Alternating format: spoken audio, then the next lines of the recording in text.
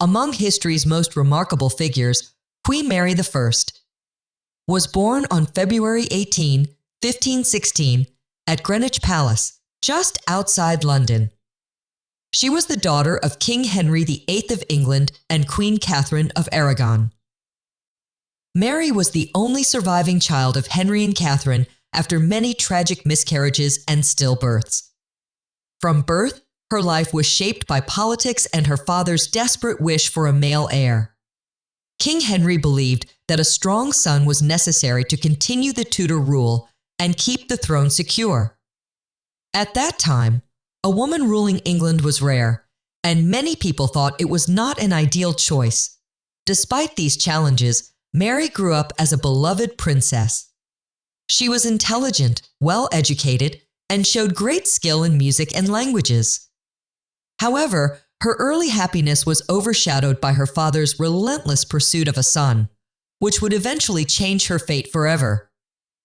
From a young age, Mary received an excellent education, guided by her mother, Queen Catherine of Aragon. Catherine believed that her daughter should be well prepared for a royal life and made sure Mary studied subjects usually reserved for boys. Mary learned to read and write in English, French, Spanish, and Latin, which was the language of the Roman Catholic Church and many important books at the time. She also studied music, dance, philosophy, and theology, showing great talent in these areas. As a child, Mary was often used as a tool in political alliances. Since England was caught between Spain and France, her father arranged engagements for her to powerful foreign rulers. At just 2 years old, she was betrothed to a French prince, but the agreement was later cancelled. When she was 6, she was promised to her cousin, Emperor Charles V of the Holy Roman Empire, but this arrangement also fell apart. These broken engagements showed how unstable alliances were during that time. Despite her father's shifting political plans, Mary remained close to her mother, who strongly believed that her daughter could one day rule England. This belief shaped Mary's determination and confidence in her royal birthright. As Mary grew older, her life took a dramatic turn because of her father's desperate desire for a male heir. By the late 1520s, King Henry VIII had grown frustrated that Queen Catherine of Aragon had not given him a surviving son. He became determined to divorce Catherine and marry Anne Boleyn, one of his court's noblewomen. This became known as the King's Great Matter. The Roman Catholic Church refused to grant Henry a divorce, so he broke away from the Pope's authority and declared himself the supreme head of the Church of England. In 1533, he officially annulled his marriage to Catherine and married Anne Boleyn. As a result, Mary was declared illegitimate, stripped of her royal title, and forced to live separately from her mother. This was a painful and humiliating experience for Mary, who had always been close to Catherine. Mary was not only removed from the line of succession, but she also faced pressure to recognize her father's new marriage and the Protestant changes he was making in England. However, she remained loyal to her mother and refused to accept Anne Boleyn as queen, which led to years of suffering and isolation. After breaking away from the Roman Catholic Church, King Henry VIII introduced major religious reforms in England. By the mid-1530s, Protestant ideas were spreading, and Henry ordered the dissolution of monasteries, seizing their wealth and land. Churches were forced to follow new Protestant practices, and many Catholic traditions were banned. These changes deeply troubled Mary, who remained devoted to the Catholic faith. Despite losing her royal title, Mary refused to accept her father's religious reforms. She continued to hear Catholic Mass in secret, even though it was considered illegal. This defiance angered Henry, and he increased pressure on her to recognize him as the supreme head of the Church of England. Mary's refusal put her at great risk, but she remained firm in her beliefs. During these difficult years, Mary faced mistreatment from Anne Boleyn, who saw her as a threat.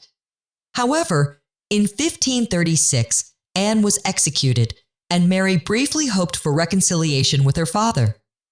Although Henry allowed her to return to court, he still demanded that she accept his religious changes. To protect herself, Mary reluctantly signed a document agreeing to Henry's authority, but in her heart, she remained loyal to Catholicism. When King Henry VIII died in early 1547, his 9-year-old son, Edward VI, became King of England. Since Edward was too young to rule on his own, a group of Protestant advisors led the country in his name. They introduced even stricter Protestant reforms, banning Catholic Mass and enforcing the English Book of Common Prayer in all churches. Mary, now in her early 30s, refused to abandon her Catholic faith. She continued to hold secret Mass at her private estates, openly defying her brother's government. This angered Edward and his advisors, who saw her actions as dangerous. In 1550, Edward summoned Mary to court for Christmas and publicly scolded her for refusing to follow Protestant rules. The following year, his government tried to stop her from practicing Catholicism altogether, but Mary sought protection from her cousin, Emperor Charles V of Spain. Fearing for her safety, Mary considered fleeing England in 1551, but decided to stay. As Edward's health declined, Protestant leaders grew desperate to keep Mary from inheriting the throne. They created a plan to replace her with Lady Jane Grey, setting the stage for a dramatic power struggle. By the summer of 1553, King Edward VI was gravely ill. Before his death, he and his advisors devised a plan to prevent his Catholic sister, Mary, from becoming queen. Edward declared that his cousin, Lady Jane Grey, should be his successor instead. When Edward died in early July, Lady Jane Grey was quickly proclaimed Queen of England. However, the people did not support this decision.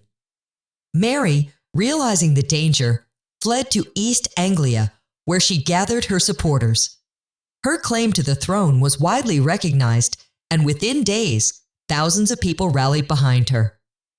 By mid-July, the government abandoned Lady Jane Grey and declared Mary the rightful queen. On July 19th, Mary entered London in triumph, welcomed by cheering crowds.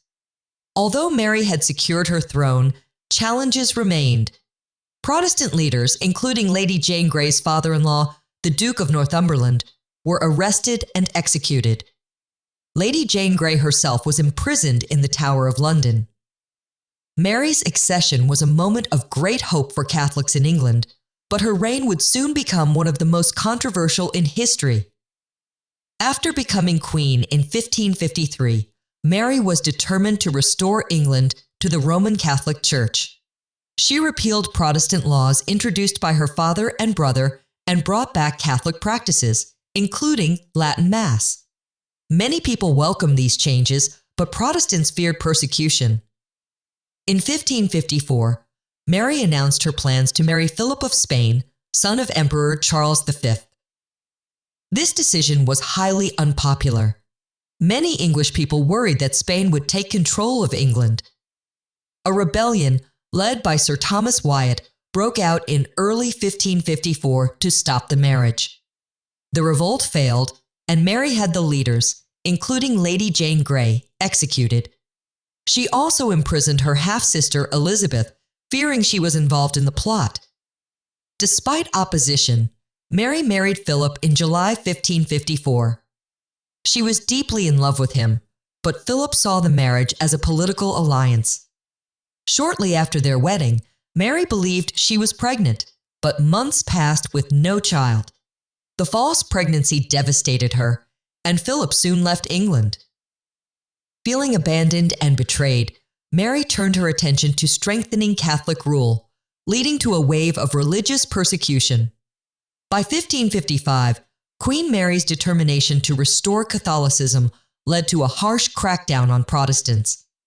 Her government revived old heresy laws, and hundreds of Protestants were executed, earning her the infamous nickname Bloody Mary. While she believed she was protecting England's true faith, her actions created deep divisions.